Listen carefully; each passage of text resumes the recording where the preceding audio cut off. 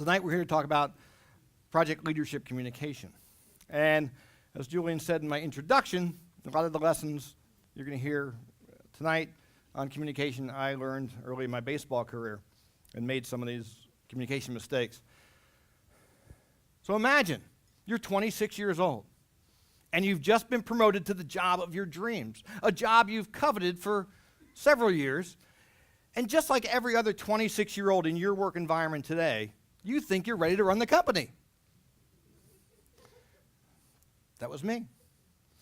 And so now you're in that seat, the driver's seat, CEO, 26 years old, of about a $3 million business, minor league baseball team, small baseball team in Greensboro, North Carolina. And as you might imagine, that came with some growing pains. One day I'm sitting at my stadium office, minding my own business, doing my own work, and suddenly from down the hallway, I hear some loud voices. I can tell two employees are beginning to have, it's called a loud discussion. It quickly escalated to an argument. And as I'm sitting there, being the person most responsible for that work environment and the performance and the behavior of these employees, I realize I got to do something about it. So I decide to do what every mature business leader would do in that situation. Nothing. I just continued to sit there and wish and hope it would all just go away. Has anybody ever been there? Well, as you might imagine, as I sit there, the voices get louder. And the voices get louder. And the voices get even. Louder. To the point where I could no longer avoid what I was hearing. I knew I had to do something, but I had a problem. I suffered from an affliction back then that some of you may be familiar with. Do you get the commercials on COPD, where they have those commercials where the elephant's sitting on the people's chests? Well, I had something similar. It's called CAPD. You may be familiar. CAPD is confrontation avoidant personality disorder. You may know some people that have that.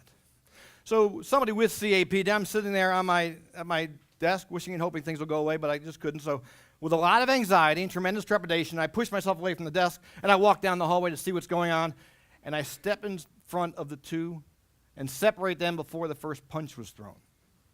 It was that serious. I sent the two to neutral offices, and I was forced to finally deal with something I had been avoiding for months. When it was all said and done, well, there was some good news, there was some bad news, and some really bad news. Good news, no one was physically hurt. Bad news, we lost two very good, dedicated employees, and that came with significant cost to our organization. The really bad news, one of those two people involved was my wife. She was our director of business operations. And to her credit, she was trying to do the right thing, and it didn't go very well. She was standing up for me and standing in for me for that confrontation because she thought I was being taken advantage of. 18 months later, we were divorced. And in that transitional process out of that relationship, I learned some things. You know, you go through couples counseling and all that stuff, and I also got some executive coaching and everything. And I realized that, well, it was my leadership style that was the problem. I also realized and learned that it was my communication habits, personally and in the office, that was the direct cause of most of my problems back then. And I also learned never to work with a spouse again.